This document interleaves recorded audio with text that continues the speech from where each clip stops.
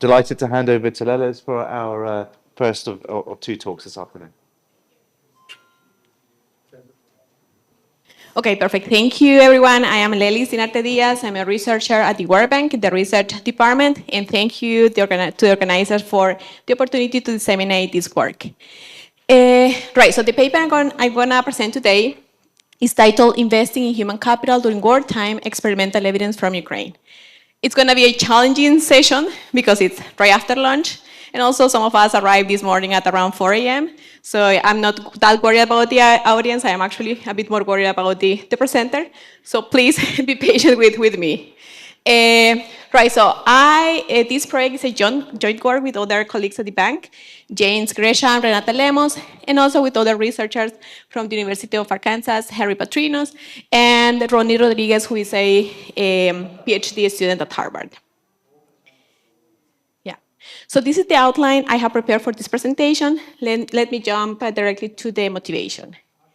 So the main motivation for this project is that we do know that failing to invest in human capital during wartime can affect the economic development. There is a very long-standing evidence showing that there are some very important economic costs generated by wars on human capital at different levels, not only at the individual level, but also the macro level. At the individual level, what has been documented is that there is some mechanical effect of war, which is the reduction of the number of years of education, but there are also some indirect effects, such as negative effects on mental health. When the kid is, or when the baby is exposed, when he or she was in utero, there is also some effects on psychometric measures. Like even in the long term, there are some negative effects on earnings overall. So there is very well documented evidence, but then when we observe like the investments of governments when they are affected by war, we observe also that they usually divert investments from like fields related to human capital to other needs or priorities that are perceived to provide some more immediate and measurable impacts, which makes sense in the sense that the governments may have their own maximization function, and therefore they may divert these resources to something that's actually more, that can have more certain returns. And also like there is some additional cost of investing in human capital, such as the risk of further destruction, displacement, disruption, etc. And despite the high economic costs of wars on human capital and this diversion of investments, and probably because of that, there is very limited experimental evidence on intervention that can be implemented during war, and that can also help to mitigate the adverse effects of conflict on human capital, that is on education and health. And that's what we are trying to do in this paper. Why we observe this underinvestment in human capital accumulation, and why it's actually worth exploring it through a research paper. Because on the one hand, we can think that educational intervention may actually be effective during wartime. Why? Because in a context of war, we expect that these educational interventions can address these learning gaps that are caused by the disruptions through the war, and through a targeted support just to reduce the learning gaps, but also it can also have some sort of impact on well-being in the sense that the kids can feel that there is some continuity in the service provision, okay? But at the same time, educational interventions may actually not necessarily improve health or well-being. Why? Because there are at least 3 reasons why they may not work. One is participation. There are internet disruptions, there are power outage, evacuations, temporary displacement, relocations, etc., that may hinder participation, okay? So at the end, we can implement the intervention, but kids are not gonna attend it. Second, the psychological toll. At the end, kids are gonna be more stressed because of the war, because of potential like bombs, etc., bombings, etc., and that may affect their ability to focus. Teachers can also be affected, and they may not be able to teach with the quality they may want. And also, the psychological toll can affect the engagement from the parents. And at the end, can be also another reason why these interventions may not work is because of the parental or the family investments. Families may have also a maximization function, and similar to probably the governments, and they may end up doing similar decisions in the sense that they may divert their resources to other needs within the family that can provide more immediate like returns relative to, let's say, educational investments. Right, so what we are trying to do in this paper, given that there is like lack of evidence and we don't know to which direction the results may go, we exploit actually we implemented an online tutoring program, which we offered to approximately 10,000 Ukrainian students, which they were enrolled in grades 5 to 10, and it was implemented during the invasion of Russia to Ukraine, and we did that in 3 consecutive experiments. The goal of that intervention was to, first of all, provide causal evidence about the effectiveness of investing in human capital during wartime, during an active war. Second, we also assess these potential channels I was discussing before. We want to know whether it's feasible to implement these interventions, or, I mean, if the intervention works or not. We want to know whether it was because of feasibility or lack of. We also want to know what are the potential mechanisms that can be driving these effects. And we explore here a couple of them based on what we observed that had worked as potential mechanisms from in-person tutoring programs. That is structured peer interactions, attitudes toward learning, aspirations about the future, social and emotional skills, and other complementary investments from the family, that is from the students or their parents. And then we also document the potential scalability of this intervention. What do we find?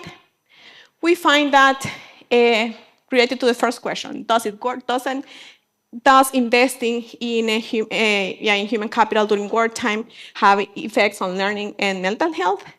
We find that there are some important effects on math and Ukrainian language, which are the outcomes that we measure here in this context, and the effects are up to 0.45 standard deviations on math and 0.40 on Ukrainian language. Does it translate into also, or does the intervention also affect mental health of the students? We do find positive effects. That is reduction of stress and anxiety, which are the outcomes that we measured in this context. We don't find any effect on anxiety, we only find effects on stress. Then, in terms of feasibility, that is whether students will participate in the intervention, we find that they participate in approximately half of the sessions, 6-7 sessions out of 12. And we also find that approximately 70% of them participate in at least one of the sessions. That is, they enrolled in the platform and they joined one of the sessions, which is usually the margin that's very difficult to change in online interventions. That's why we are measuring it separately. Regarding the mechanisms, we do find evidence of investments, additional effort from the treated students. We also find effects on positive interaction with other peers, attitudes toward learning, and we rule out that future aspirations is one of the potential mechanisms in this setting. And actually, we find some unexpected responses from the parents. That is, when we also treat parents through this intervention, through additional nudges, we find that they reduce their engagement with the students, and that affects academic performance. I'll give you more details about that channel. And lastly, in terms of scalability, one of the pieces of evidence that we use to argue about the potential for scaling it up is that it has very important benefit to cost ratios, which are between 31 to 56, depending on the experiment, which I'll also tell you more about, that they are not necessarily comparable because there may be some like endogeneity in the sense of when I enrolled into the experiment. I'll give you more details about that. Okay, so that's the paper in a nutshell. And I'm going to move to give you more details about the context of an intervention, unless there are some questions about the summary of the paper. No? Okay, I'm going to move forward. Okay, what was the context in Ukraine in the educational system? So during the first 2 years of the invasion, the education spending was significantly reduced from 17% in 2021 to 7% in 2023. In terms of infrastructure, 13% of the schools were completely destroyed. And there was there was some experience in terms of online education. Approximately a third of the students were enrolled virtually only. Another third were attending classes in person, and another third approximately were like attending school in a hybrid approach. Only, I'm sorry, only schools who had shelters in place were allowed to have in-person classes. Okay? And then, because of the pandemic, the Ministry of Education also had developed this All Ukrainian School platform that offered online education through videos, tests, assignments, etc., for grades, for the target grades of our experiment. I'm telling all of this just to give you a sense that there was some experience in terms of online education. So it's like for you to have an idea of what's the context we are working with. Then we also saw from an early 2023 UNICEF survey that approximately, it was actually not the mix, so it should be good quality, or at least there is no selection of the sample, hopefully. And what we saw from that statistic is that approximately 60% of the students were self-reporting or were aware that their performance was lower or was deteriorating, and which is a report that's more or less similar to what the teachers were observing. Also, like more than half of the students were reporting that fatigue and stress were potential causes, or the main cause actually, for the low performance. And also, they report that they will be willing to do additional effort to participate on activities that can help them to catch up with their learning or their performance. In that sense, like what we observed from here, what we learned is that there was some sort of awareness of the learning gaps that they were, or the low performance, and they were willing to invest the time or put some effort into catching up. Okay? Given this context, we identify a very good partner in the sense that they are very well known in Ukraine. They also have activities or operations throughout the country. And they also have this online tutoring program that was very useful for the context, in the sense that they provided this. It's a purely academic tutoring intervention. It was delivered online, which is the only way that we had in this setting to get access to the students, and at a national level. And it also has some, which this is mainly why we liked the intervention.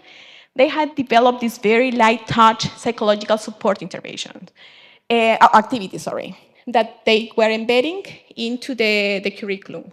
Note that the activity they had at the very beginning were very, very light touch. So we worked with them and our team to try to improve them, but I'm give you more details about that. So the core tutoring, online tutoring program, it was delivered in 6 weeks, and the kids attended 2 sessions per week. Each of the sessions lasted 1.5 hours, that is 45 minutes. They were receiving tutoring support on math, another 45 minutes on Ukrainian language. Those were the only 2 topics that were they were teaching during the sessions. It was targeted to students in grades 5 to 10, as I told you before, and they participated in very small groups of 3 students only. And all enrollees, that is all in the control or treatment group, were granted access to the Discord platform, where they could interact with the other 2 peers that they were assigned to, okay? Only with these 2 peers. In the case of the treated students, they could interact with the other 2 peers plus the tutor. Then the tutors, they were recruited, hired, trained, and all the process with the tutors was done by TFU. And they actually have very good training program. We were looking at the materials and comparing them to other tutor interventions. They're actually very good. They're very rigorous. So it's we're very happy with the training itself for the tutors. The training is based in a Teach for All standards. Right, so as I told you before, we conducted 3 experiments. In the first experiment, it took place between mid-February and March 2023, 11 months after the launch of the invasion. And during the first experiment, we only implemented the core program. That is the 6 weeks of tutoring, 2 sessions per week, 1.5 hours each, and it was totally flexible. Remember that the tutoring intervention is not like some classes that are based on specific teaching materials, etc. Is that if I have, I don't know, questions about how to solve equation systems, then I go to a session, I talk to my tutor, look, I need to learn how to solve these equation systems, and then that's the session about, okay? That's something important to know, to understand in the sense that we're not teaching the teachers to teach specific content, okay? Oh, sorry, the tutors to teach specific content. Then in the second experiment, it took place between April and mid-June, which was coincided with the end of the school year. And there what we did was to implement the core program plus some light touch academic tools. That includes an assessment during the enrollment stage, grouping the students by ability. I'll give you more details about that. Some diagnostic reports for tutors. That is, we told the tutor, these are your 3 students. Those are their average scores. And they ranked in the distribution of other students in the same grade in this percentile. Okay, we were telling them, look, you are working with this type of students, with these ability level students. And we also give them this curriculum-based formative assessment in case they wanted to use these additional tools. At the end, only a few of them reported that they were using these additional assessments, okay? Then in the third experiment, what we observed is that the mental health had deteriorated a lot for the students in particular. So we made the pause, and instead of implementing the third experiment right after, what we did was to do 2 things actually. One is we got additional resources, so we increased the capacity for the NGO. And second, we also work with the Harvard team for refugee trauma to further develop these psychosocial support tools that I was mentioning before. So what we did in the third experiment was exactly what we did in the second experiment, plus these enhanced psychosocial support activities, which included storytelling, deep breathing exercises, icebreaker, tapping exercises, among others. And there we trained the tutors to implement these activities and to try to embed these activities during the sessions, how they can make the transitions to these activities smoothly, etc. Right. So these are examples of the tutoring activities. This is the icebreakers activities in the third experiment, and that one of the examples of these math tutoring sessions. Right. So let me, before I jump into how we designed the experiments and also the data we collected, let me just give you a brief idea of what we are trying to do here. We know that if there is a conflict, I am going to accumulate human capital through different channels, through different ways. One is pure schooling, which here is the first term. I'm going to go to school, I'm going to accumulate capital through that way. Then I'm also going to accumulate human capital in terms of mental health or well-being, okay, which is the term M. I'm also this year, I'm also bringing some capital that I accumulated during the previous year, right? And then which is going to depreciate over time in a fixed value that's going to change over time too. And what we are trying to modify through this intervention is this. Some additional investments that are going to happen and that are going to increase my human capital by a value that we are going to call it the theta, okay? This theta. Then that's how I accumulated capital. But then, following the effects of tutoring intervention during regular time, that is not during conflict, we explore how that theta could affect my learning this year and my mental health this year. And we model or we define that theta is going to be affected by participation, my engagement in that human capital investment, some mechanisms, that is how my learning is going to be changed through, for instance, more interactions with other peers, through more investments in other activities that can increase my human capital, among others. And then there's going to be some other contextual factors that are also going to affect how I accumulate capital, or how I benefit from this T intervention. Okay. For instance, if I am an older person, a student, sorry, whether I'm going to benefit more or less. If my parents have high levels of stress, where that's going to benefit, I'm going to benefit more from the intervention or not. So that's the main idea. And I'm going to provide you evidence about that theta aggregate and then potential elements that are going to explain that theta. Okay, that's the main idea. So please keep in mind these elements, because that's what we are using to explain why the data we collected and also how did we design the experiment. So as I told you, we conducted the study in 3 experiments. They are more or less similar. There are only some variations in terms of the intervention, but also in how we designed the experiment. So in the first experiment, we enrolled approximately 2,500 students coming from approximately 2,300 households. The assignment to the treatment control was random, and we stratified considering some variables. And then the assignment to the groups was also random, stratifying by treatment status, grade, and preferred schedule.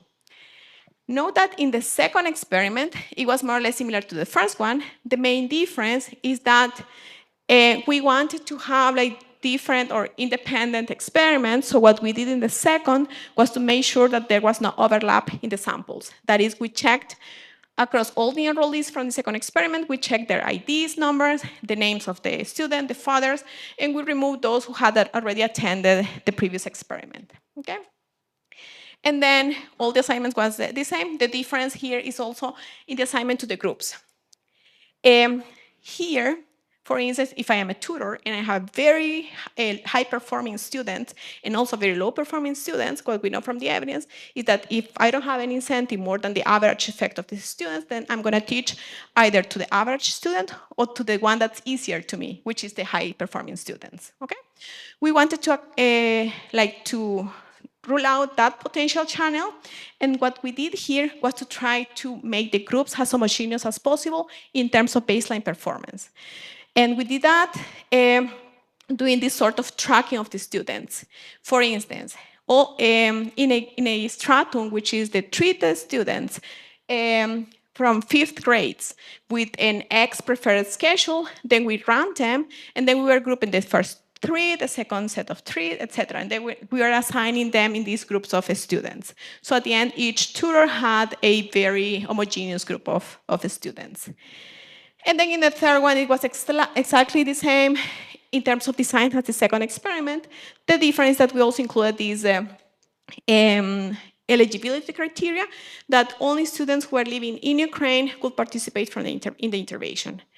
Why was that? Because we actually had this very high demand. The capacity we were able to double, but still the demand was very high. And also we were observing that kids out of Ukraine were having more opportunities to enroll in the educational system, to participate in catch-up programs, etc. Whereas those in Ukraine were facing very limited opportunities. Right. So that's it's a very simple experimental design, I would say. But we are trying to just shut down some potential mechanism through the design, Sarah. So you mentioned that in the second experiment, there was a component of targeting students by ability, but you mentioned that the tutors were already assigned students with like approximately similar ability. So was there further targeting on top of that? No, sorry, that's the targeting, like exactly. Exactly. So I was assigned to this group of students, and then I told the tutor, they told me as a tutor, you have this group of students, and on average, they ranked, these are their scores, and their average is in the percentile 50, let's say. Yeah. Right, so we conduct, yeah. In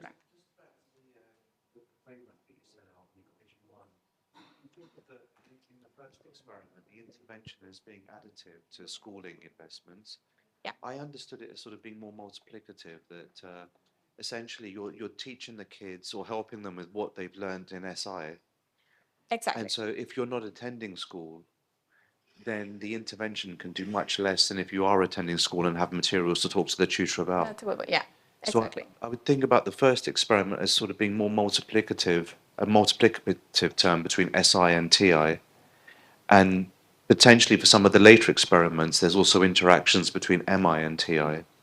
That's a good, yeah. I'm surprised that it's all additive. Yeah, that's a good point. And actually, that I see because like that function will depend. You mean by the experiment? In the first one will be more additive. In the other one will be more like probably there's some interaction between that. Yeah, that's a fair point. Um, let me know if this addresses your concern, but what we are trying to say here is that there may be some things here happening, but at the end, since this is going to be assigned exogenously to treatment and control to the two kids on average, either if they are interacting or if they are separated, at the end, they're going to be similar between the two groups.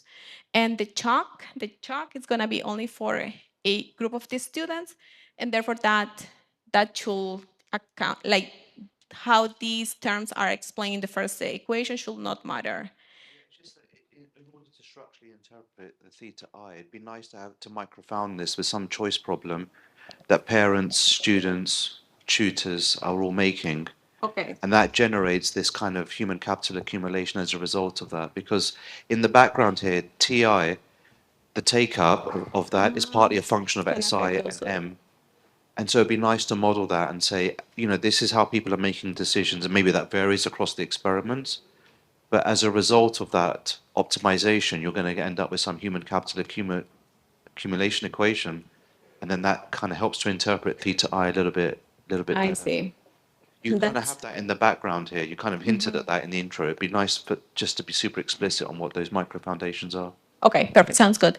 In fact, and since you're saying that, actually, that can help us to also try to introduce the fourth experiment that we did for the parental investments, which is yeah. Thank you. That's a good point. Um, Okay, super. Then we collected data in 3 rounds for each of the experiment right before the intervention started, and we collected data from parents, students, and tutors. Then to measure feasibility and take-up data, we had 2 instruments reported from the students in the follow-up survey, and also this what we call the tutor journal. That is, each of the tutors had to report a couple of questions about each of the students in each of the sessions. Then we also had a follow-up survey, which took place right after the program ended, like 2 weeks after, no later than that, and we collected data from the students. And the response rates for this type of intervention and the context, etc., were actually pretty good, between 49% to 62%. Okay. Right. So what are the main outcomes? We measured 2 main categories of outcomes. Academic performance, that is math and Ukrainian language assessment. We use assessment to measure those scores. And there were no standardized assessments for these 2 subjects in Ukraine, so we developed them. We partnered with McGraw-Hill. They gave us the items for the math assessment, and then we worked with psychometricians and local and international assessment specialists to develop the assessments. Each of the assessments included 30 questions, and then we estimate the outcomes using the IRT scoring.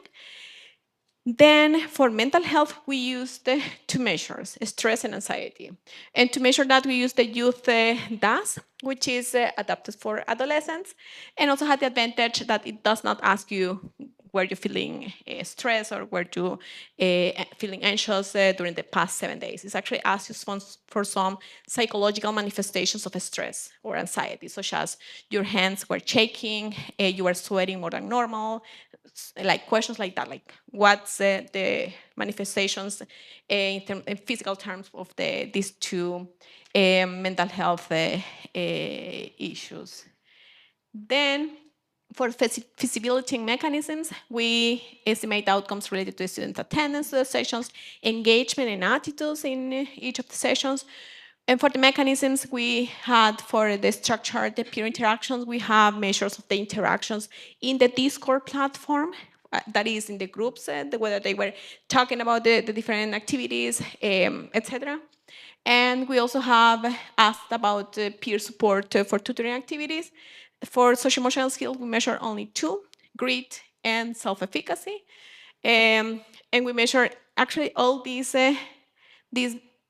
measures or instruments were validated with an out of the sample group of students because we only wanted to measure things that were going to be make sense in terms of producing high quality data. So we have positive attitudes toward academic subjects and also future aspirations related to work and enrollment in higher education. And then for the complementary student investments, we measure whether, we asked them whether they were participating in additional tutoring activities and whether they were spending more time in online academic resources or doing homework. Okay? Right. So how are we doing in terms of time, Imran?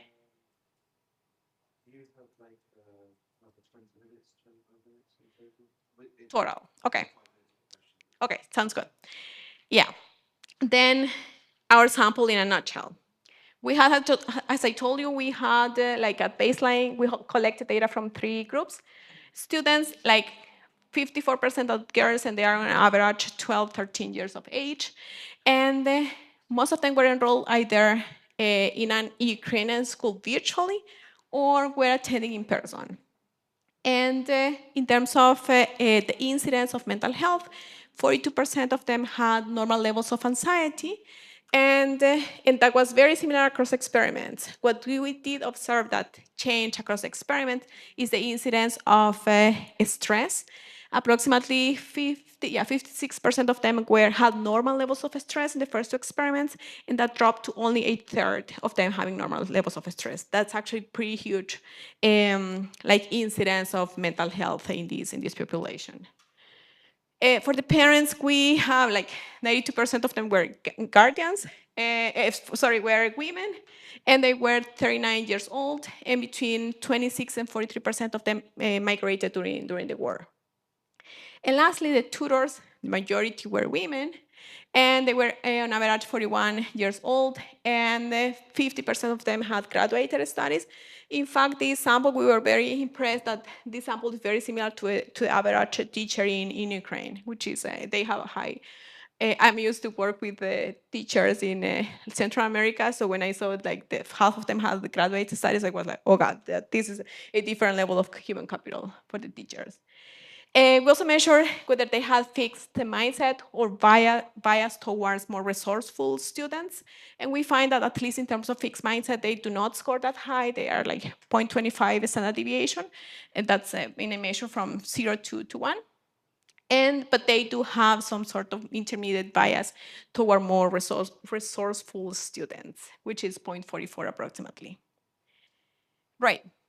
So we, across these variables and others that I'm not presenting here, but they're in the first table in the paper, we have very good balance between treatment and control groups within each of the experiments.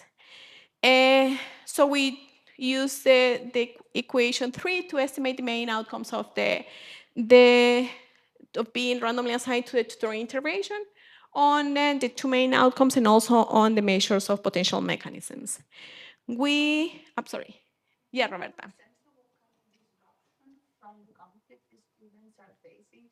I'm thinking about some of them. So the question is about what level of disruption from war the students are facing, whether they have daily bombing or whether it's occasional. And I'm trying to think about how something like this could be replicated in the West Bank or Gaza, where some of these initiatives are happening, but on a small scale. Thank you. Thank you, Roberta. Yeah, so I don't have that information on top of my mind, but I can tell you that, but we can estimate it. That's what I want to say. I can tell you that what we do have in a figure here is the reasons why they did not attend at least one of the sessions. And the main reasons were like bombings, internet disruption, and a third that some responsibilities, some conflicts with the regular schooling.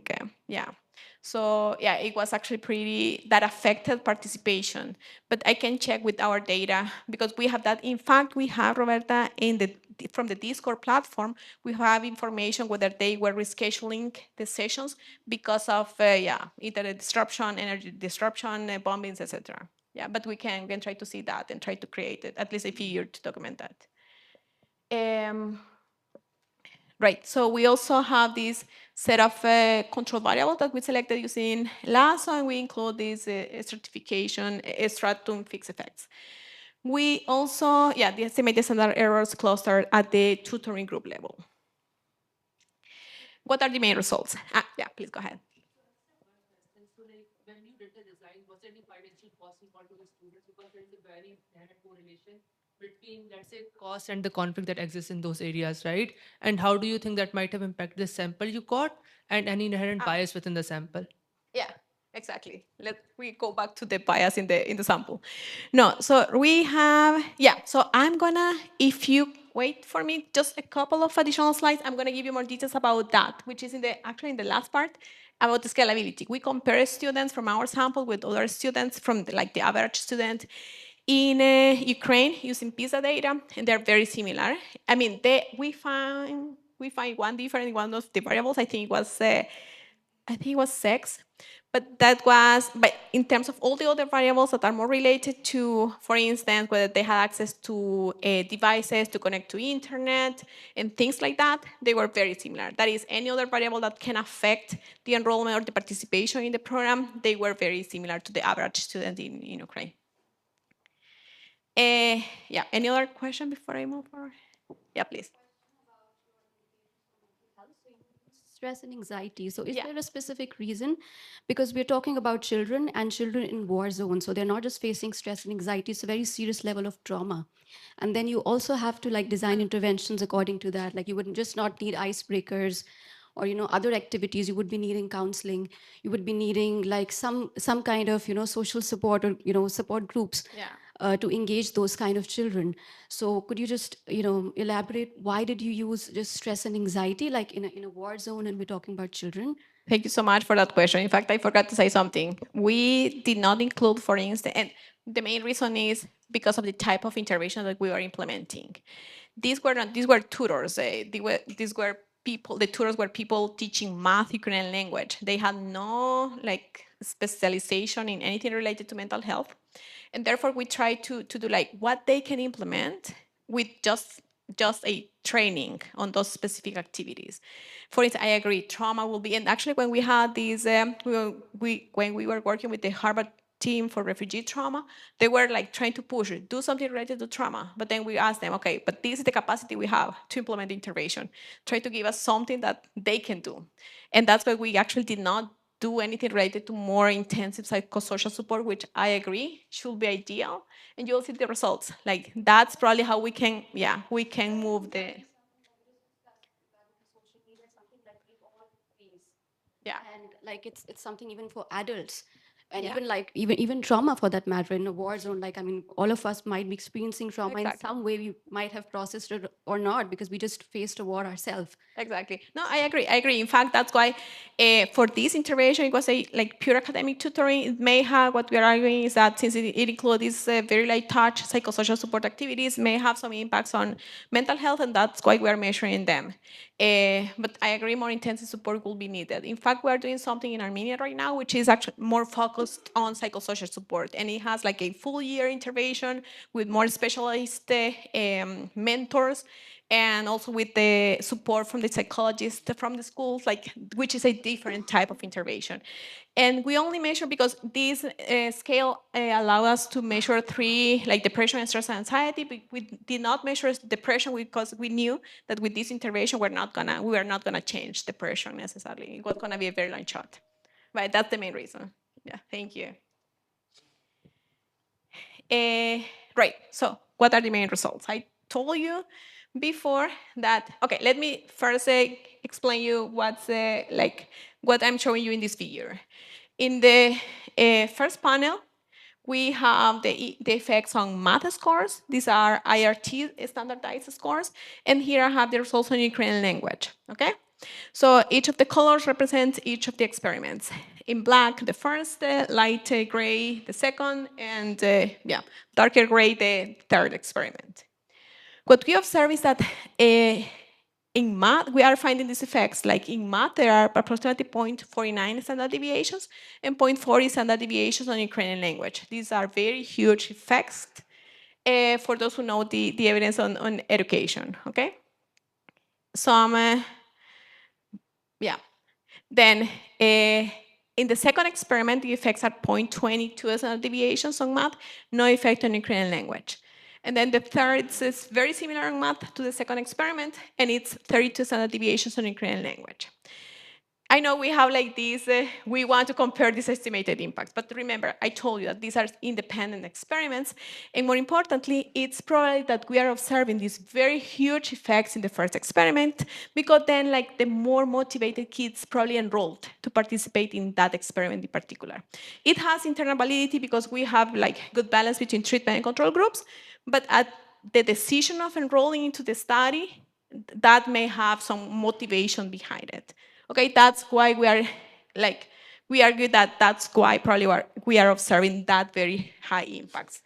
At the same time, remember that these kids were coming from like years of a school closure because of the pandemic, and then a couple of years of the Russian invasion, and therefore like additional school closures. So the basic, like the baseline performance was very low. So any intervention, even something very short, could have or we argue that it may have these very high effects. Then the next question is, why do you observe like this zero effect on Ukrainian language and like very lower effects in the next experiments? One is the motivation, but another thing that happened in the second experiment is that the ministry announced that the mandatory exams at the end of the school year were not going to be mandatory. Okay, so at the end, students may have reduced the effort, and therefore they had these like null effects on Ukrainian language. You may also wonder why that did not happen on math.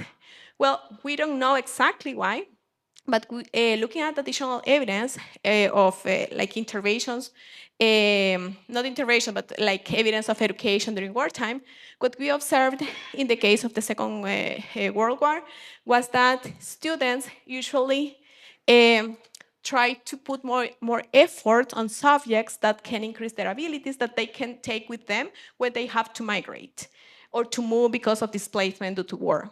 And Ukrainian language is something, skill that they are not going to use if they move, whereas math skills are something that you're going to use like, yeah, anywhere and probably during your whole life. Okay, so if you have any other idea on how we can explain these, like this null effect on Ukrainian language, for instance, in the second experiment, it's going to be very, very welcome. What happened with mental health? So I told you before, we do observe very similar effects across experiments on stress. There is a reduction of approximately 0.12 standard deviations, which translate into approximately 8% of the students moving from above normal levels of stress to normal levels of stress. That includes 5 minutes of Q&A. Okay, so I'm gonna go faster. We find no effects on anxiety. Remember these new results on anxiety? I'm gonna tell you what's the potential explanation we are trying to document in the paper. It includes. Okay, so thank you. Right, so as I was telling before, these are very important gains, but remember, from very low baseline levels, okay? And in fact, they are approximately twice the estimated impacts from other tutoring interventions that were implemented in person, and also some other online tutoring programs that were implemented during the pandemic. Right, now let's move to feasibility mechanisms and our arguments for the potential scalability of this intervention. In terms of feasibility, as I told you before, like the question is, okay, you implement these very nice or interesting interventions, but then, yeah, are kids gonna attend the sessions? It's not clear, right? In our case, it seems that may have driven the results. On the one hand, what we observe is that across the two subjects, the students attended approximately 6-7 sessions, and approximately 70% of them attended at least one session that is enrolled, and also attended the first session, or one session, sorry. As I told you, that's important because that's a very, like the extensive margin is the most difficult margin to change in online interventions. But yeah, okay, they attended sessions, but then probably they were just there like thinking about other things, not engaging at all with the tutor, with the other classmates. So we also try to measure that. And what we found is that is that the student engagement was actually very high, according to reports from the tutors, and only a few of them, like between 3 to 4% of them, came to the sessions without any type of preparation, were not asking questions, etc. Overall, as I was telling Roberta before, most of the absences were attributed to other factors that were more external, but not related necessarily to the tutoring program. That is like power outages, internet disruptions, among others. And the other piece of evidence that to document the feasibility is that you may also think, yeah, good, but then they probably just attended a couple of sessions, but then you can just see like a drop in the last sessions. What we actually see, at least in the first and third experiments, is that the attendance was very consistent over time and over subjects. The only drop that we see, which also coincides with the announcement from the Minister of Education about the final examination not being mandatory, is in the second experiment. We observed like a drop from approximately 59% in the first session to approximately 47, 48% in the last session. Like that's the only drop that's actually very, very high, very important, and that happened approximately in the 10th, 11th sessions onwards, okay? Right, so in sum, yeah, it's feasible. They are going to participate, they are going to engage in the intervention that may drive the effects on learning. Then specific mechanisms that have been explored in in-person intervention, but not in online tutoring interventions. The first one is like interactions with other peers. You don't know whether by being grouped with other peers is going to improve this positive interaction. I'm going to have other peers, I'm going to talk about my issues, etc. Or if there may be some negative effects. I'm very traumatized because of what's happening like in my surroundings, and therefore I'm going to go and be more disruptive in the session. So you don't know whether there are going to be more interactions or not. So here what we did was we used for these two outcomes, well, actually for these three outcomes, data from the platform, and we observed whether they enrolled into the platform and whether they interacted or not with other peers, and whether they have 10 or more interactions, okay?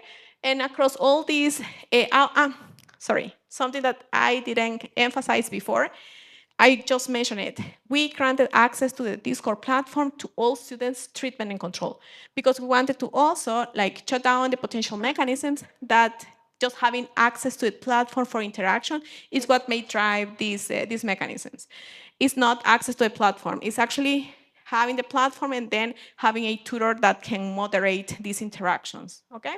And this is what we are observing here, and that's why we have data for the control group. So we observed that treated kids are more likely to interact. They interact more frequently, and they also have report that other friends are also enrolling in the intervention. Then in terms of attitudes toward learning, we do find also, thank you, that kids treated are more likely to report like more enthusiasm toward math or Ukrainian language, but we don't see anything on aspirations. Remember, aspirations and also anxiety are outcomes related to the future. So at least with this intervention, we can say that a mechanism, like something related to the future is not an outcome that we are going to change through this type of intervention. That's not a potential channel. Then third, social emotional skill, we do find some effects, particularly in terms of, in the third experiment, sorry, we did not measure social emotional skills in the first experiment, but at least in the other two, we're observing some gains for the treated students. And lastly, in terms of students' effort, we do observe like these gains, additional impacts on seeking additional tutoring support, also on spending more time either on online classes. We don't see any difference on doing online homework, yeah? Which is related to the peers mechanism, like they want to interact probably with other kids and therefore they're taking more tutoring activities and also additional online classes. Okay, what happened with the parental investments? What we did here was to conduct an additional experiment like after the first experiment ended. So we worked with a sample of students, of approximately 800 students who were not treated in the first experiment. And what we did with them was to randomly assign them to two groups. All of them were like participate or were granted the opportunity to participate in a tutoring activity. The difference is that for half of them, we also sent SMS messages to the parents, trying to increase their effort or to engage them. And the messages were around 3 main strategies related to reminders, social norms, and accountability. So when we compare the results between the two groups, we do observe the following. Adding or trying to engage a parent through these SMS messages do not change enrollment, attendance, and the intervention at all. We do observe, however, that it can have some detrimental effects on academic performance, although this is not statistically significant, the magnitude is actually pretty important. And mental health is also pointing to the opposite direction, okay? What we did was to also try to follow up with a sample of parents, and we did some focus group discussions with them. And what they were reporting about these messages is that trying to engage them, they were doing already something. And when we were sending them messages, that created an idea of that they were not doing enough. So what they did was to just do not do what they were doing, and just because they thought we're not doing enough for our kids. So that led to a disengagement from the parents, and that's why probably we are seeing these negative effects on academic performance. And that's something actually I found in another paper I did with a parenting intervention. We sent SMSs to the parents, and at the end, the male caregivers withdraw their or reduce, their interaction with their kids. They thought, I'm not doing something good, anything good with my kid. And this is a very stressful situation because it was during the pandemic. So yeah, I'm not going to interact with my kid because I'm doing this in the way that I should. Right, so to wrap up, scalability. I told you before, the cost of this online tutoring program, the whole program, the 6 weeks, was approximately $89 in the first experiment and $93 in the third. The cost in the control group, just the use of the platform, was approximately $7 across all the experiments. So at the end, we estimate that the benefit to cost, the ratios are between 31 in the second experiment, where we observed the lowest impact, and approximately 56 in the first experiment, where we observed the largest. Then what about whether these kids are very different? Because at the end, one of the eligibility criteria was that they had access to a device to connect to the internet and then to join the intervention. And what we observe is that when we compare our sample with the representative student, thank you, in Ukraine using PISA data, they're very similar. There is only one difference, as I told you before, but all the variables that are related to or that can change the engagement or participation in the intervention, they were very similar. We also, another worry is that the areas that were very highly affected by conflict, you probably did not enroll anyone. Actually, we did. And what we observe is that across the 3 experiments, we are observing similar patterns of enrollment across the different oblasts, the different regions. So yeah, so it's not we did get a lot of enrollment from the different regions, even those highly affected by the conflict. Also, the enrollment patterns are very similar across regions, very similar to the population of students across regions. And then something that we argue is that at the end, the tutors were teachers who had this extra capacity. They were not teaching in the how they would regularly in normal times, in not conflict times. So at the end, the intervention relies on this existing infrastructure. So therefore, it's another argument for potential scalability.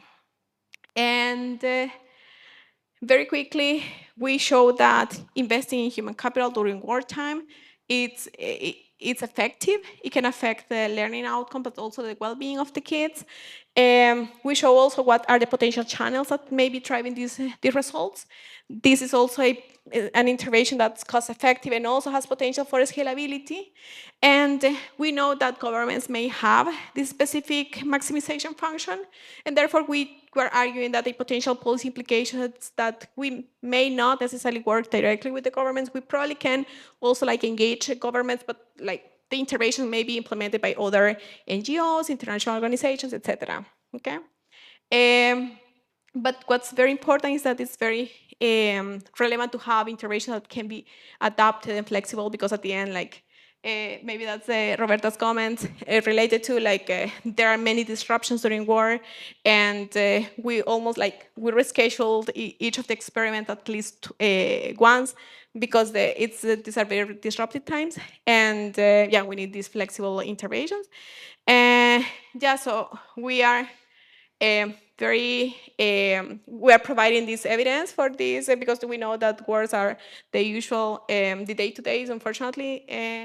But yeah, we hope that this, or our wish is that they wouldn't be needed.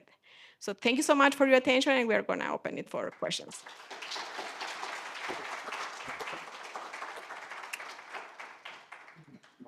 We have time for a few questions.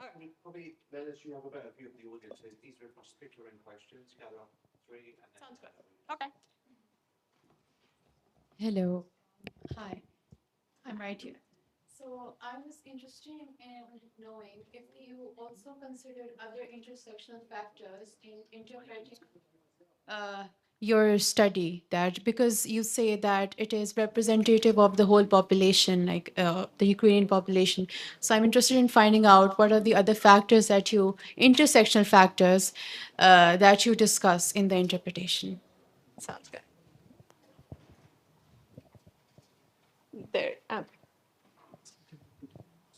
I was just curious to know that in the online tutoring sessions, was there ever an input from the students or students' parents' side about considering, given the circumstances, maybe they were either probing to or hinting towards resources outside of just the classroom teaching? Because if like in cases where for example, their crisis is usually individuals who are in position of they don't have to be necessarily social workers, but if they're in a position of directing a crowd, they're often held at a standard that, okay, maybe they can be nodes that can connect to other resources, I'd say. some humanitarian or emergency resources at the time. So was that kind of a response that you got from maybe parents or students who were engaging with these tutors? Okay, thank you. Yeah, please. Yeah, I'm just wondering the very first slide you showed of results when we looked at exercises for math and for language. So in education literature, as you would know, it's harder to move scores on language rather than math. And if we ignored the second experiment, those are still huge effects. And do you attribute that also to the fact that they were starting at very low baseline? And my understanding is that in experiment 2 and 3, students are being divided into groups based on their baseline ability. So there is some variation in their baseline ability, even though we are considering all of them to be baseline. Do you look at any differential impacts by baseline ability? Is a certain group by ability driving the effects we see in the Ukrainian language scores? Okay. I'm gonna go. Okay. Sounds good. Let's start with the last one then. Right. So what we did in the second experiment is just to group students and to actually to control for any potential variation within each of the groups. For instance, because the three of us are very similar in terms of academic performance or ability, then we're going to be in the same group, in the same tutoring group. In the first experiment that actually happened, there was variation within the group. In one group, probably it was me who was the lowest performance student, and it was you who was the highest. So there was variation there.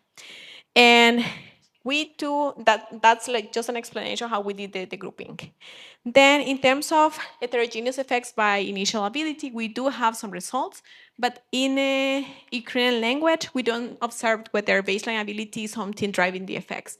The effects are larger for those students who were performing lower than the median, but for math, but nothing for Ukrainian language. So it's still a puzzle, yeah, but thank you. Then, yeah, so we did not do that, like to try to, that's actually a very good point. And I can check the data, whether they're at least in the platform, whether they were seeking for additional like psychosocial support or other social support more in general. But we did not do that as part of the design because it was a pure or a mostly academic tutoring intervention. And as I was explaining before, we are trying to do that, but for another intervention that's actually focused on mental health, which I agree it's very important for this context. Yeah, and then other factors. Actually, that's the third element. Oh, that's that's the third element we had in the theta in that model, the C, if you remember. So there are also some contextual factors that we do have some like a bunch of heterogeneity analysis that we're including in the paper. I did not go in details, like trying to explain those results. One of the baseline ability, we do find some differences, but for math, nothing on Ukrainian language. We also explore whether exposure to conflict can affect that, mental health of the parents at baseline.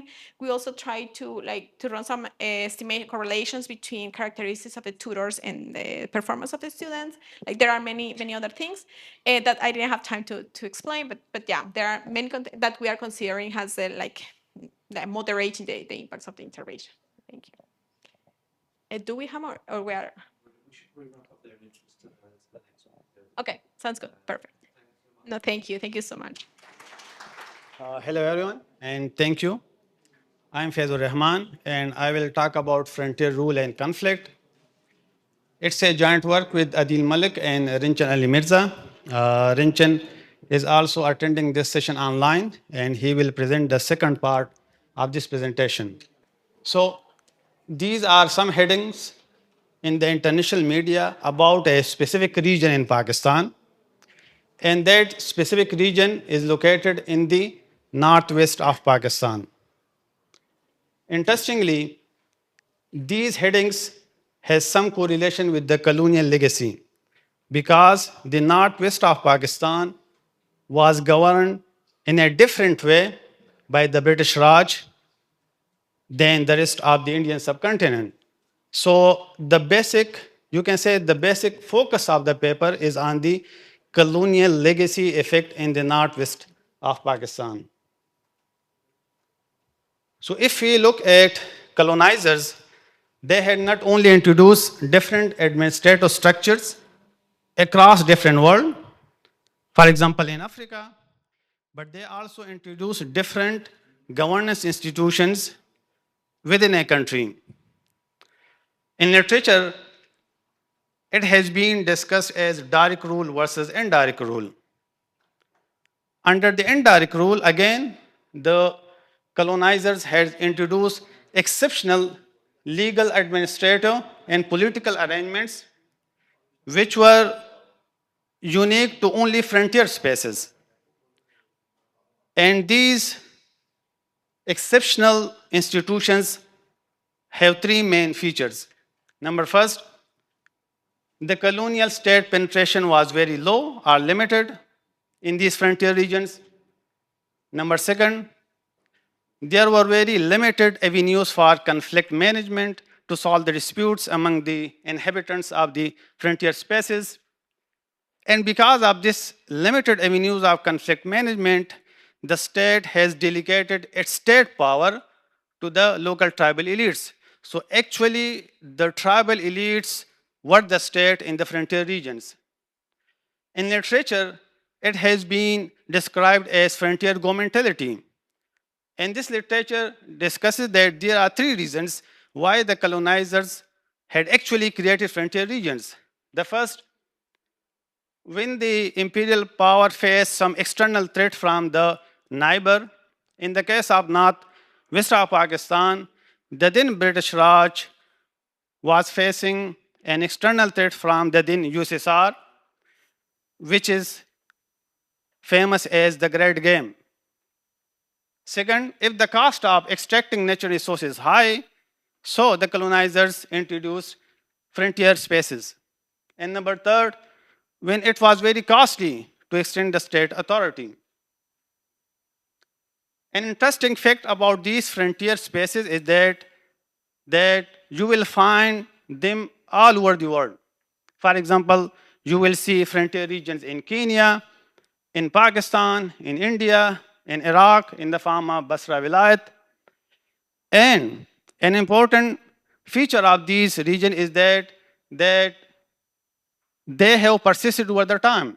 Even after the independence of the respective countries, these frontier spaces still existed. So this is a visualization of the frontier spaces across the world. In the right-hand side, presents the frontier region in Pakistan. In the middle, the pink portion shows the frontier region in Iraq. On the left, the whitish part represents frontier region in Kenya. Now, what is the relationship between frontier rule and conflict? There is some literature, but that literature is descriptive and qualitative. And it discusses that the frontier rule is inherently unstable. And that is why it is more prone to sovereignty contesting forms of violence. What does it mean? It means that in these regions, there will be a high probability that the people will fight against the state institutions if there are some there. Now, in this literature, Adnan Nasimullah discusses that why political violence persisted in the South Asian region. And he says that it can be traced back to the different forms of governance structure in the South Asian region, which had been implemented by the British Raj. Similarly, literature too, Benjamin Hopkins discusses that whenever we discuss about these frontier spaces, frontier region, in one way or the other, in the historical context or in the contemporary context, we have to always discuss about a very long history of political violence. So, we are contributing to this literature in two important ways. The first one is that we are providing quantitative empirical evidence that why frontier regions or rule are more prone to conflict. But most importantly, we are contributing that the frontier regions can maintain a social order for a longer period of time, even for centuries. But however, they are more fragile, unstable, and they are more prone to violence in the face of an exogenous shock. So, in the case of northwest of Pakistan, the whole social order was maintained through tribal leaders. And once the tribal leaders were systematically eliminated or targeted, so there was no hierarchical system to maintain the social order in the region. And the whole system of social order has been collapsed. So we are contributing that if these regions face an exogenous shock, then it will unravel social order in the region. So this paper is about to study the effect of frontier rule on contemporary conflict in the northwest of Pakistan. We are utilizing a historical border which had been created by the British colonizers in 1901 and divided the region into frontier and non-frontier districts. For this, we are using spatial regression discontinuity design to study the effect of frontier rule on contemporary conflict inside the frontier region relative to the outside frontier districts. And our study finds that the regions which were just inside in the frontier spaces experience greater contemporary violence relative to the non-frontier regions. And interestingly, we did not find any significant difference effect on violence pre-9/11. So we argue that it is activated by an exogenous shock in the form of 9/11. After 9/11, there is a significant difference in the contemporary violence in the frontier region relative to the non-frontier districts. This is a simple sketch of the argument that how and why frontier regions are more exposed to state violence. So in frontier spaces, as I discussed, that there are limited avenues of conflict management. So that is why the society or the state has to rely on the intermediation of the tribal elites. And when there is an exogenous shock struck the tribal elites are the system, then there is no hierarchical system to maintain the social order, and it will lead to a high level of violence. So now let's discuss some other institutional discontinuities in the frontier and non-frontier spaces.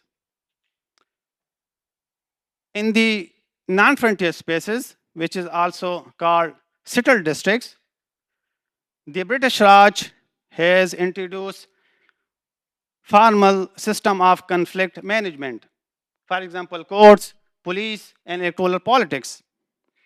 And this was not available in the frontier spaces. Similarly, when there was no formal institution of conflict management, actually the colonial state has delegated a state power to the tribal elites to maintain the social order, to solve all disputes in the region.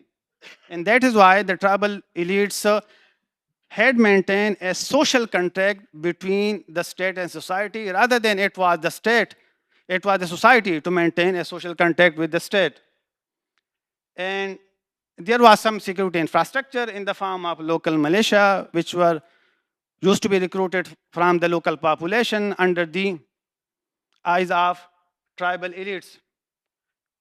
Can you click on that? So these are the institutional discontinuity from the imperial gazetteer of India. On the right-hand side, they are called settled districts. It means when the British had introduced modern institutions like bureaucracy, deputy commissioner, revenue collection mechanisms, justice system like the divisional courts, district courts. On the left-hand side, there was only one political agent, one person who was representing the colonial state, and after the partition, the state of Pakistan, to maintain the social order through tribal elites. Next slide. Similarly, till 1997, there was no electoral politics. Only the tribal elites were allowed to vote in the election. And after 1997, there were some politics allowed, but that were mainly on non-party basis. So these were some institutional discontinuities which have been collected from the Imperial Gazetteer of India.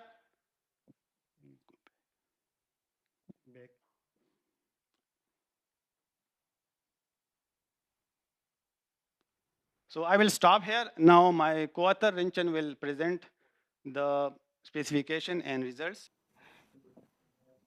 Can everybody see my screen? We can see your screen, sir. Perfect. Thank you. And thanks a lot, by the way, sorry to the organizers of Pathways to Development /SPREAD conference. I'm really honored to be able to co-present with my co-author Faiz and Adeel, who couldn't be here because he's at a different conference at the moment. I'm going to basically talk more about, as you know, following on from Faiz's kind of more conceptual discussion around the paper to more about the specific empirical strategy that we use and the kind of results that we find and the kind of mechanisms behind those results. So let me start by basically talking a bit about our main specification. So as Faiz already has mentioned, we basically take this border which separates the settled districts from the frontier tribal agencies, which is a very historical border. In fact, it was constructed in 1901 under the then Viceroy of India, Lord Curzon.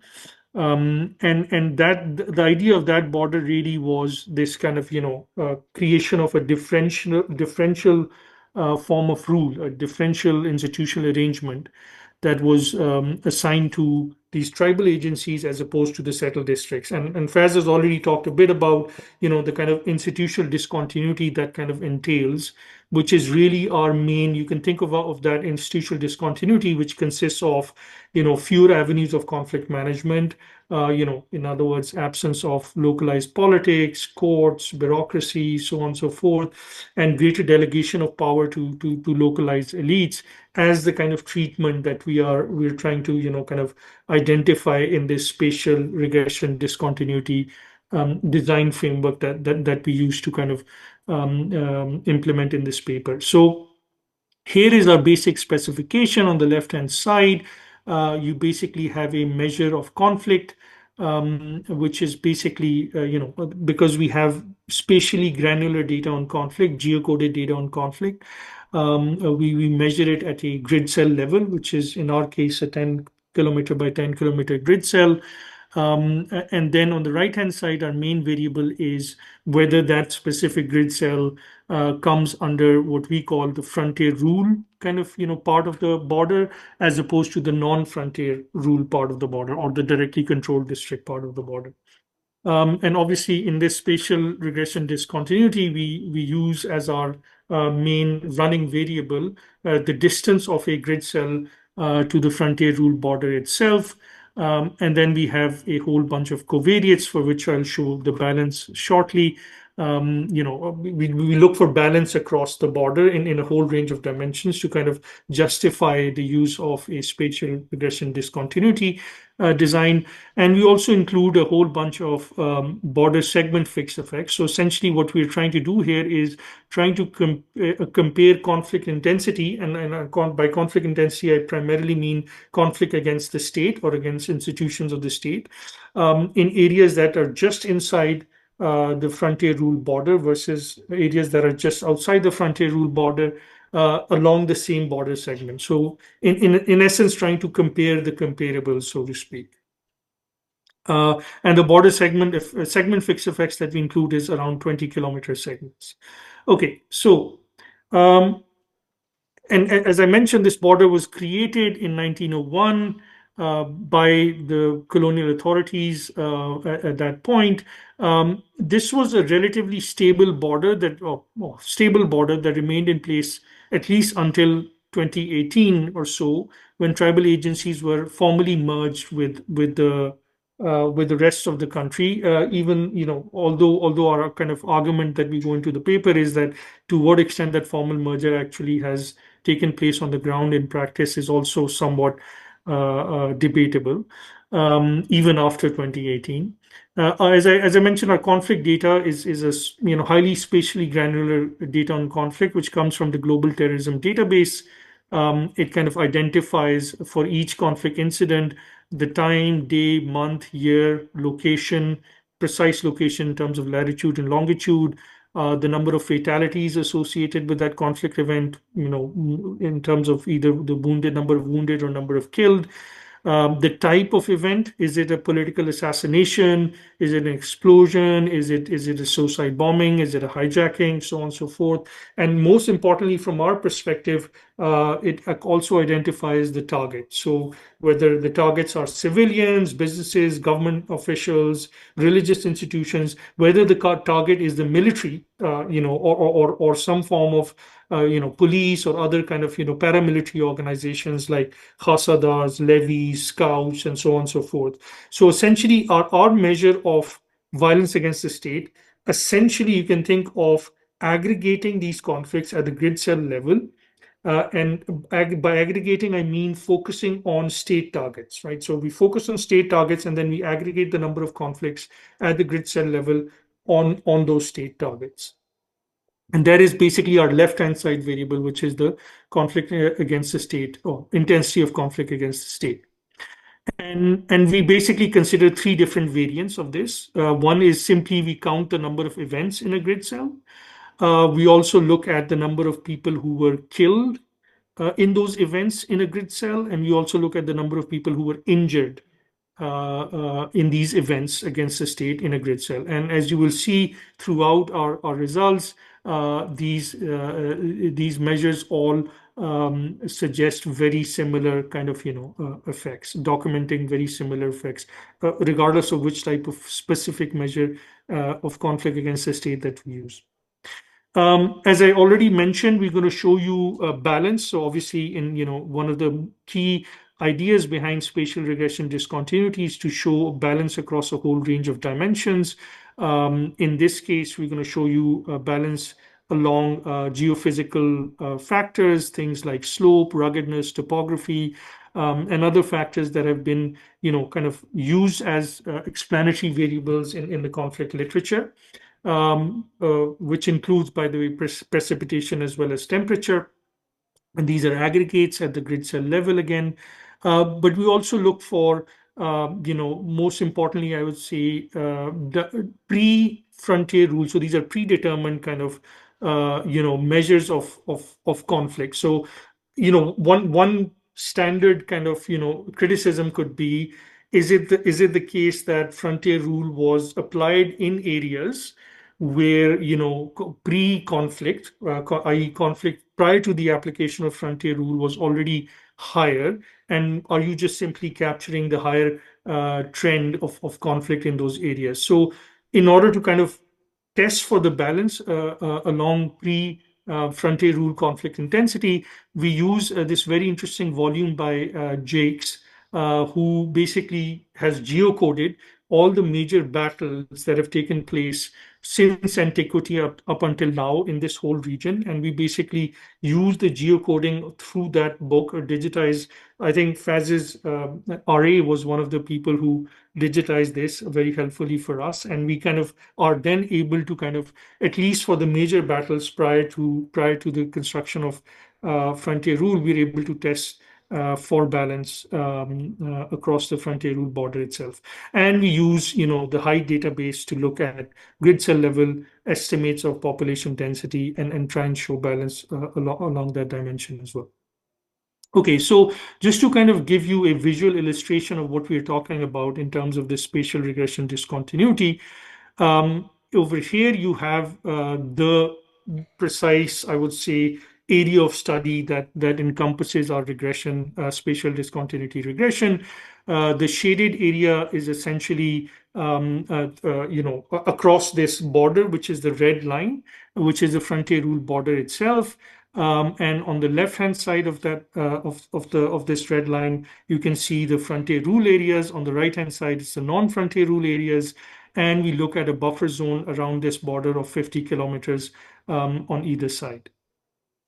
And that's essentially our area of study, so to speak, when we look at this discontinuity. So here I've basically given us a slightly more focused version, you could say a more zoomed in version of the previous picture, where I've looked at a specific segment along this border, and there you can see the shaded area being obviously areas exposed to historical frontier rule, and the white area being areas that were not exposed.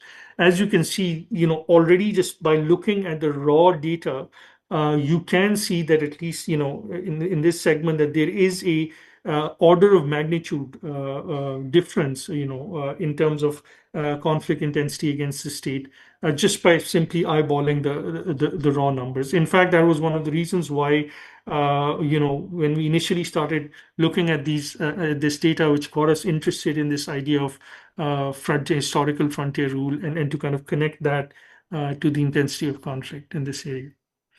Okay, so obviously, a very important question from an empirical economics perspective is, to what extent is this border itself exogenous, right? So it could be that, like, again, we get back to that same question. It could be that, the British simply decided to construct this border and lock off those areas where they were facing already a high level of resistance or high level of conflict, and simply that's what we are capturing, right? So essentially, we take that kind of exogeneity of the FR border itself very seriously in the paper, and we have a lot of discussion around that. I'm just going to summarize our argument over here in this slide, and then show all the tests that we do to kind of support this argument. So essentially, the argument rests on the fact that the British Empire, when the frontier rule border was actually being constructed at the time, the British Empire took great pride in scientifically mapping its imperial domains, right? And that was very clear from what were called the Great Trigonometrical Survey of India, right? So they went through this whole scientific process of creating these trigonometrical maps, survey maps of India, of British India, which they kind of were, touting as the latest kind of way of mapping regions at this time. However, interestingly, what we found through a deep dive into the historical literature on this subject is that in frontier areas, in fact, colonial authorities relied more on what were called reconnaissance surveys, right? So these reconnaissance surveys were very different, by the way, from the more scientific trigonometrical surveys that were being conducted in the rest of India, right? And these surveys were essentially preliminary. They were more kind of susceptible to idiosyncratic factors. They were provisional, and there's a whole literature out there. Especially this book by Simpson is a very interesting book. If any of you guys are interested in knowing how imprecise the mapping of frontier territories, and this is, by the way, this is not just on northwest frontier; it's actually northeastern frontier as well. The same kind of criticism applied. So just as one indication, to show you guys one indication of the imprecision of mapping of the frontiers in British India, I'm going to show you in a short moment this kind of distinction between elongated lines versus triangles when it came to visually looking at maps, right? So elongated lines here essentially suggests in the terminology of these kind of mapping techniques that it's much more imprecise, right? The precision comes from mapping through these triangles in the Trigonometrical Survey of India maps. So what do I mean by elongated lines versus triangles? Let me just show you a picture. So these are three different snapshots of the kind of trigonometrical surveys of India. One done in 1870, another in 1881, and then another one done in 1907. Across all these three maps, I hope you guys can make it out somewhat. What is absolutely clear is that along the frontiers over here, where I'm running my cursor now, across all these maps, you can see that there are basically lines that are coming out from those kind of frontiers. And whereas the rest of the country, you see these triangles being used to kind of map the landscape. Now, this is clear. Hopefully, this gives a clear indication that it was much less precise. And also, you have lots of blank spaces along the frontiers, whereas you have fewer, kind of more precision and less blank spaces along the interior of the country.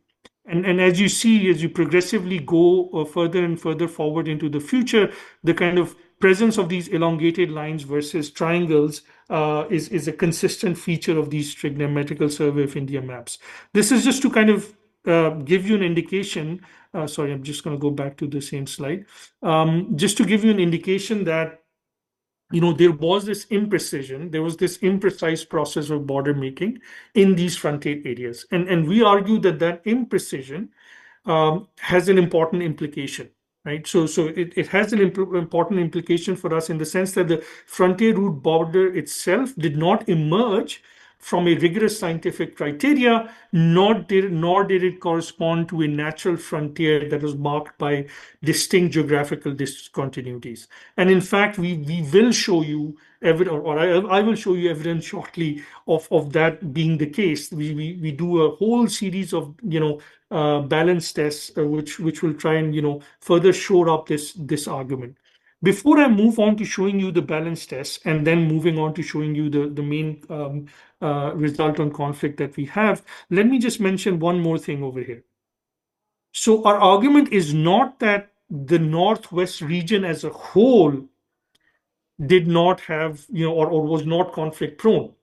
The argument is somewhat more subtle than that. So yes, the Northwest region as a whole might have given the British greater resistance, but within, and that might have fed into the initial idea to create frontier rule in this broader region. But within that broader region, the precise mapping of the border itself, which we use for our discontinuity, in our case had an idiosyncrasy built into it. So essentially, the as if random argument only applies to the precise placement of the border within that broader northwestern region, right? So in the sense, our argument is that within that broader region of where the British might have selected that region for frontier rule, the placement of the map was done, a border was done in such a way that we find all these balance across all these dimensions, and they were not differential pre-conflict intensity across that border itself. So let me now basically show you some raw kind of data, and then move on to the more formalized results. So here you have a simple spread of attacks against the state, which we measure in our outcome across the frontier rule border itself, where obviously the black dots are signify incidents against the state. And here we just show a simple raw differences in means, which basically to empirical economists means very little, but at least it's good to just show you that regardless of how we measure conflict against the state, either in terms of the number of incidents or the number of deaths in incidents or the number of injuries in incidents, there's a very strong, statistically significant effect of an increase in across all these different ways of measuring conflict against the state as you move from the non-frontier rule part of the border to the frontier rule part of the border.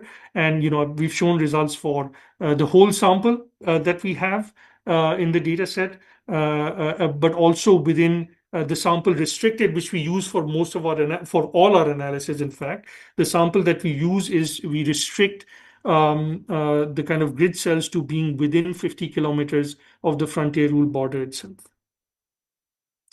As I mentioned, I was going to show you balance across a whole range of dimensions. So let's start with balance on geographic, climatic, and historical characteristics. Here we show that, if we looked at ruggedness, again, this is all at the grid cell level, remaining within 50-kilometer buffer zone of the frontier rule border itself. If we looked at, measures of ruggedness, slope, topography, mean precipitation, standard deviation of precipitation, which is also looked at in the conflict literature. We looked at temperature. Across these geographic and climatic variables, being just inside, at least there is no discontinuous change as you move from just outside to just inside the frontier rule border, right? But also looking at historical variables, things like pre-FR conflict intensity or pre-frontier, what we call pre-frontier rule conflict intensity, those kind of conflict incidents or battle incidents that we geocoded or digitized from the book by Jakes, which kind of records all battles from antiquity. We don't find a statistically significant difference, at least for a discontinuity across the border. Again, the same goes for population density as well as weed suitability. Okay, so here is basically a coefficient plot for the same kind of results that I've shown in the previous slide. So these are basically the coefficient plots which encompass the zero line for all those different dimensions I just showed you in that table. The other thing could be, is there a difference in social structure, right, across the frontier rule border? Now, there's this literature, especially a recent paper out, or a relatively recent paper out by Nathan Nunn, Jacob Moscona, and others, which talks about, segmentary lineage societies being more prone to conflict, right? So they argue why segmentary lineage kind of tribal societies could potentially be more, kind of prone to large scale conflict. In our case, both sides of the border is predominantly Pashtun kind of, society, whereby these kind of differences in social structure are somewhat more, closely aligned. But this is indicative evidence to show that. Obviously, both sides of the border as well is our clear majority are Muslims. So at least in the broader sense of, is this coming from different religions or in essence, different, tribal structures. There is some evidence that there is a balance along at least these two broad dimensions of social structure. But in response to a reviewer comment that we got, from one of the journals that we already submitted this paper to, they suggested that, these were very broad measures. So perhaps look at more fine-grained measures of religiosity. So the kind of idea there was, okay, if, you're showing balance across Muslims, but, it's pretty clear that most of the country is Muslim. So that's not a big surprise. Why don't you look at levels of specific levels of religiosity, right? So of the people.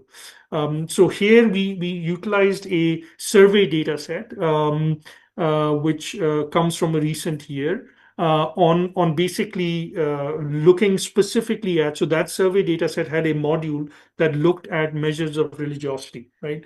And it was an individual level survey where respondents were asked a whole bunch of questions to kind of specifically test for their religiosity. So here we've bunched together those variables into two different subcategories. One we call religious practice. So we try and see if there are differences across the frontier rule border in the intensity of religious practice amongst people, but also in terms of their religious knowledge, right? So if you focus on religious practice first, so things like Dars-e-Quran, frequency of the Dars-e-Quran, prayers during the week, how many prayers during the week, prayers on Friday, tahajjud, and all these different variables of religious practice, they're very similar.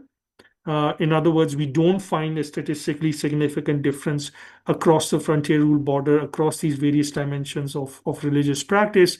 The same can be said about various measures along, religious knowledge, religious knowledge of the people. So, whether they know the first verse in the Quran, can they recite that? Do they know about the role of, physical punishment? And so on and so forth. All these kind of dimensions that we try to hopefully, kind of bracket into either religious practice or religious knowledge, we do find that there is this balance across these dimensions. So, similar religiosity, so to speak, similar social structure, which kind of is linked to that result. And similar kind of, geophysical as well as historical pre-conflict, kind of dimensions.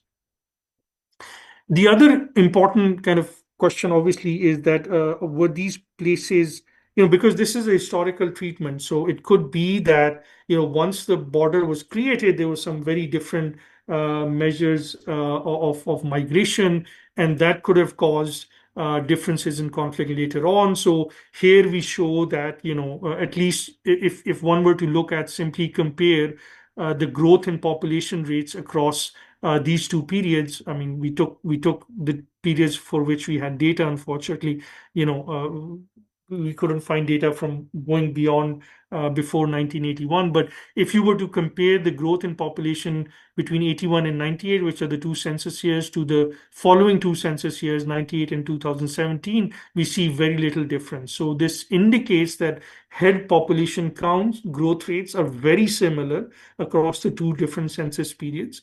And if you looked at their coefficient plots, you find very high levels of similarity there as well.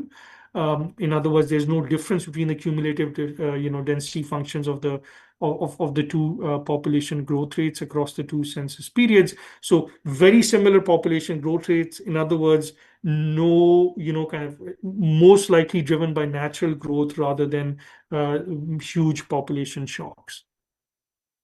Okay, and we also use some survey data, by the way, to kind of further look at whether migration rates differ across the frontier and non-frontier regions, and we find evidence that there's not much statistically significant difference in these areas in those dimensions either.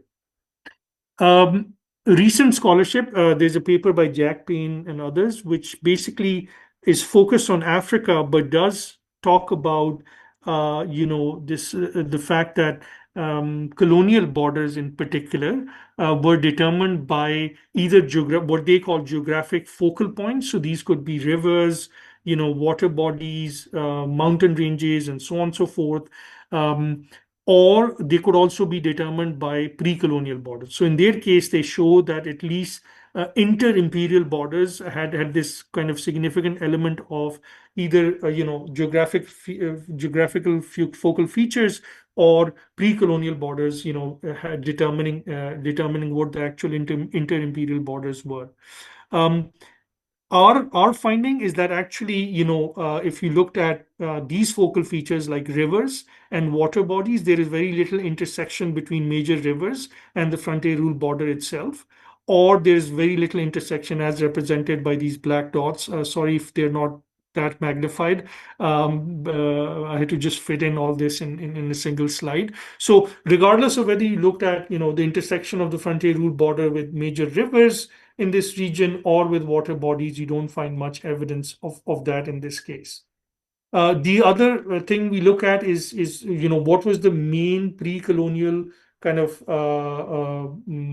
empire in this region, the major empire. We look at the Sikh Empire. We compare the frontier rule border to the border of the Sikh Empire, and again we do find some overlap, but it's like it's compared to the rest of the border itself, the overlap is very minimal. Okay, so I'm just trying to figure out a way to get back to the old slide. Yeah, so basically, having shown you that there is this little kind of feeding into the frontier rule border, this kind of rivers and water bodies, focal features, as well as pre-colonial empires. And why is that the case? We think in our paper we argue that while the Jack Payne paper on Africa talks about inter-imperial borders in Africa, our case study is really more about an intra-imperial border within the British Empire that separated frontier rule from non-frontier rule areas, right? So we're not really talking about inter-imperial borders. We're talking about an intra-imperial border. Where kind of the British had to kind of construct this border in a very kind of a challenging landscape, whereby their abilities to track and space track out space, geographic space was limited, as represented through the elongated lines in the treasure metal survey of India maps that I showed you earlier. Okay, so let's look at our main result, which is essentially we find across these various dimensions of conflict against the state, much higher intensity of conflict, regardless of the kind of measure that we use, whether it's incidents against the states, deaths in incidents against the state, or injuries in incidents against the state. Here is a visual kind of representation of the discontinuity itself. There's a clear difference in the levels, as well as there's no overlap in the confidence intervals when you look at conflicts against incidents against the state, or deaths in incidents against the state, or injuries in incidents against the state. We do a whole bunch of robustness tests. I'm not going to discuss any of those. I'm just going to literally show you guys this slide and then move on from there in the interest of time. So basically, we alternate the buffer zone. Remember, our main buffer zone was 50 kilometers either side of the frontier rule border. We alternate that. We increase, we decrease the buffer Rinchan, zone. can you hear me now? We change the border segment fixed effects. We use alternative conflict data, alternative bandwidth, and so on and so forth. And we find that across all these range of dimensions, regardless of these robustness tests, our results are pretty robust to trying any of these. Sorry, how much time do I have left? I just wanted to check. Rinchan, we've been trying to tell you you have 3-4 minutes left, because we'd like to leave time for questions afterwards. Perfect. Okay, sure. I'll only take like 3 or 4 minutes more. Thank you for reminding me. Thanks.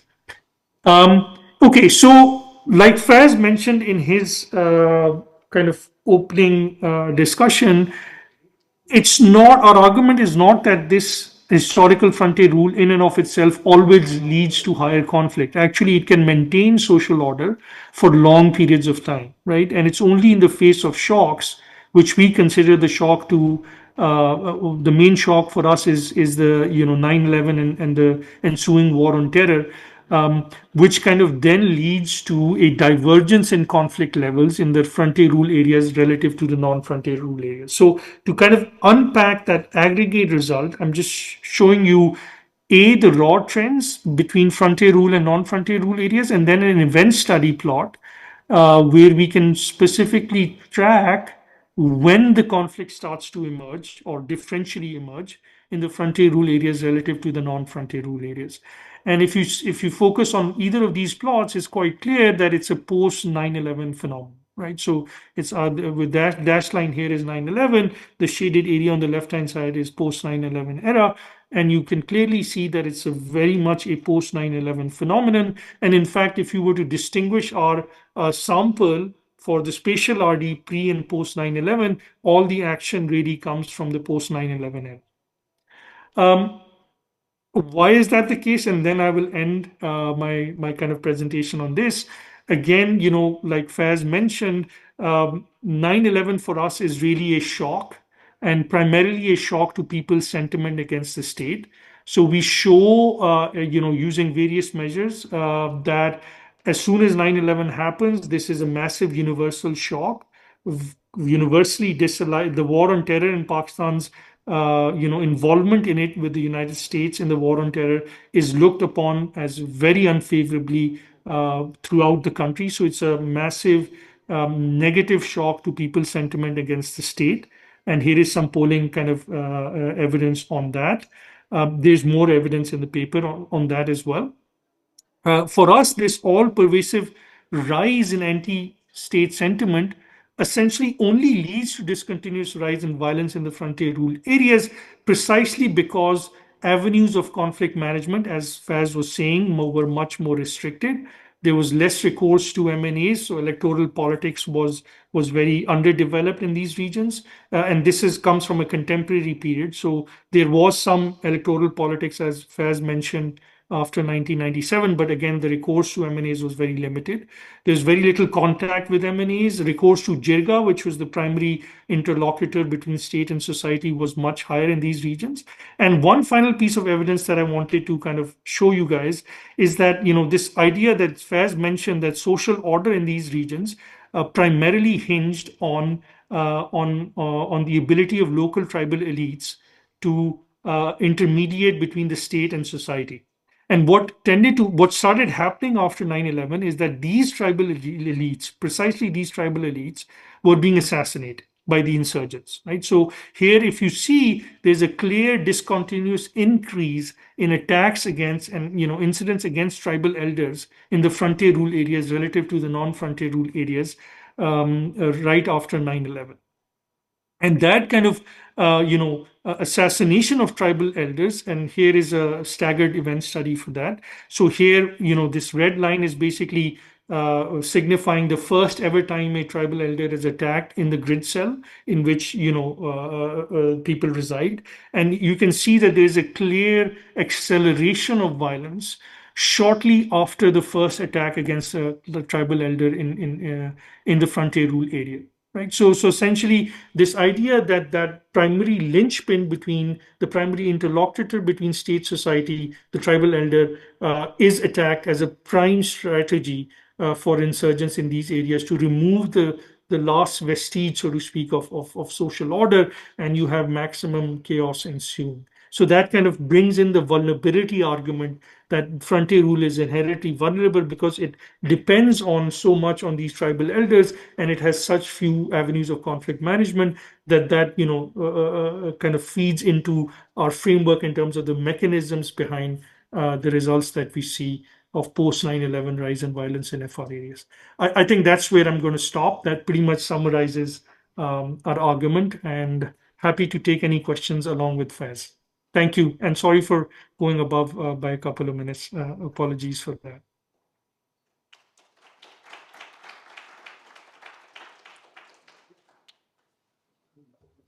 Okay, that's fantastic. I think we have time for Faiz, if you want to collect your questions and either answer them directly or hand them over to Rinchan, we can do that.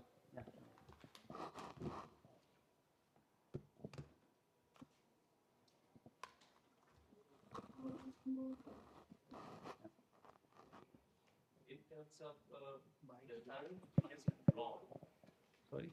which has been drawn to separate two portions of the same land, and after a arrangement of like 100 years, they behaved differently because they were administered differently.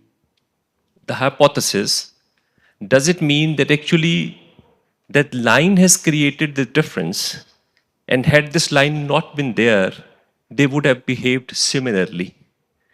Now the question is, has the line been drawn with some sort of understanding of the geographical or the behavioral differences, or was it arbitrary? And it was the impact of that.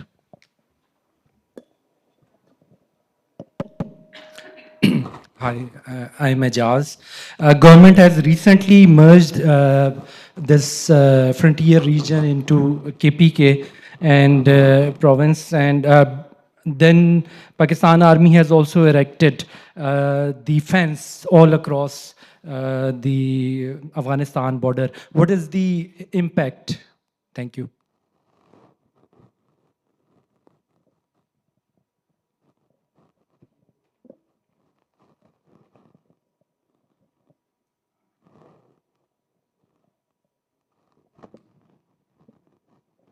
Okay, thank you. So the first question is about the line has created a difference in behavior of the people on one side related to the other side. So actually, it was the institution of governance which has created such difference. On the non-frontier regions, what we call the settled districts, they have formal conflict management institution, because when they have some grievances against the state, so they will participate in electoral politics. They will take, you can say, their frustration in political grading, political protest, while on the frontier region, these things were not allowed. And they were controlled mainly through the tribal elites. So there were, you can say, a restriction on protest. And till now, after the merger, and this question is, the answer is also related to the second question, that after the merger, still, although the politics have been allowed, but still the protests are other things through which the population can show their grievances against the state, they are strictly prohibited. And even means of communication like access to the internet, access to the social media, they have been strictly prohibited in those areas. So the argument is that the grievances in these regions, because of no avenues of conflict management, accumulated with the time, and at the end, it lead to conflict against the state. The question is about the merger, as discussed by Rinchan, that although the merger has been happened, but still, you can say the merger is not completed by 100%, because still they don't have proper institution of police, courts, judiciary, you can say permission to electoral politics, etc. Could I just quickly add to that, Faiz, or do you want to take more questions? Yeah, so basically, the question about what discontinuity it is that we're looking at. So essentially, we're focusing on an historical institutional discontinuity, which we argue has sustained itself in the post-colonial period. And that institutional discontinuity consists of, as Faiz, very correctly and eloquently mentioned, that the lack of conflict management institutions. So if you think of conflict management institutions like electoral politics, like courts, system of courts, a bureaucracy, so on and so forth, in terms of shock absorbers, right? So think of these as shock absorbers, and the shock to us is people's sentiment against the state after 9/11 and Pakistan's kind of collusion with the US in the war on terror. Those shock absorbers, we argue, were not there in this differential frontier rule system. Right? And the lack of shock absorbers that this system inherently kind of suffered from, so to speak, then basically unlocks violence against the state. So just wanted to mention that. So this is probably the way that described it, Rinchan, but I see somewhat of an inherent tension between describing the frontier states as being inherently unstable because of this lack of institutions related to conflict management, and the fact that you need a design in which, since their formation, you don't see any differences between frontier states and other states at baseline. What is it about 9/11, given that each of us can probably think of many other shocks that have occurred to this region, both economic and non-economic shocks that haven't actually triggered such violence? It's something specific about 9/11 as a shock that's led to this diversion path, because no other shock has led to any differences pre 9/11. So I'm just trying to reconcile those two sort of views of the world. Can I respond to that? Yeah. Yeah, so thanks. That's a very important comment. In fact, unfortunately, I didn't have time to go through many of the competing explanations that we try and address. So it's absolutely clear that there is this tension between, why was there social order basically in this area for a relatively long period of time, and then suddenly you see a unlocking of violence after 9/11, right? So the argument that we try and focus on in the paper really is that for us, 9/11 represents an increase in people's resentment, people's grievances vis-a-vis the state. And in particular, in this region, that translates via their historical kind of institutional discontinuity into violence against the state. So the other potential way to think about this is, one argument could be, could it be the case that 9/11 led to military operations in these areas, and it's the military operations that cause the rise in violence, and not necessarily anything to do with this historical discontinuity or people's sentiment against the state caused by 9/11?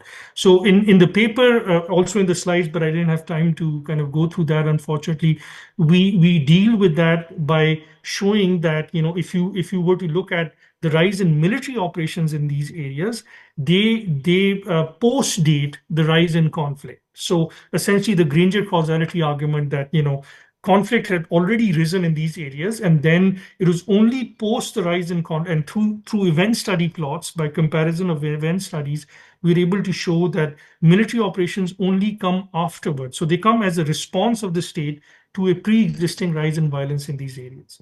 The other kind of dimension that we try and look at is this simply a spillover from Afghanistan, right? Could this be that there was violence, there was like a US invasion of Afghanistan? Could there be a spillover? I mean, we can't definitively rule out that kind of competing explanation, but we do present a whole series of evidence to kind of try and show that if, for instance, we were to take grid cells that are bordering Afghanistan, or closer to, nearer to Afghanistan, if we took all those grid cells out of our sample, we still see that the effect remains.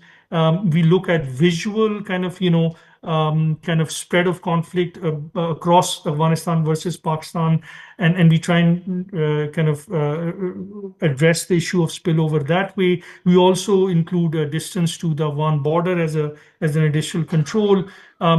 And essentially, other competing explanations that are linked to 9/11 that could potentially explain this result. So in the paper, essentially, we take the view that 9/11 for us is really this kind of straw that broke the camel's back, so to speak, right? So which is the invasion of Afghanistan, Pakistan's stance, under General Musharraf to kind of then side with the US in their war on terror, which kind of leads to this kind of shock to people's sentiment against the state, which then essentially translates into actual violence against the state, because in these areas you did not have, for instance, electoral politics. The rise of MMA is a clear indicator that MMA and its right-wing vote rises after this period, whereas no such thing is even allowed or is there necessarily in the tribal areas at an advanced level, so to speak. So essentially that kind of argument and linked to that, coupled to that, is this idea that the primary interlocutor between state and society, the tribal elites, are the ones who were assassinated. Whereas on the other side, in the non-frontier rule areas, you have other options, right? You can go to courts, you have electoral politics, you have the bureaucracy, you have different ways of channelizing grievances. But in this area, the main interlocutor is taken out, and also you have fewer conflict management institutions to begin with. Sorry, that was that. Okay, thank you. We should probably Sorry for the long-winded kind of answer. We should probably wrap up there so we have enough time for a break before the next session. So thanks to both speakers, well, all three speakers for this session. Thank you. And thank you for inviting us. Very enjoyable. Thank you.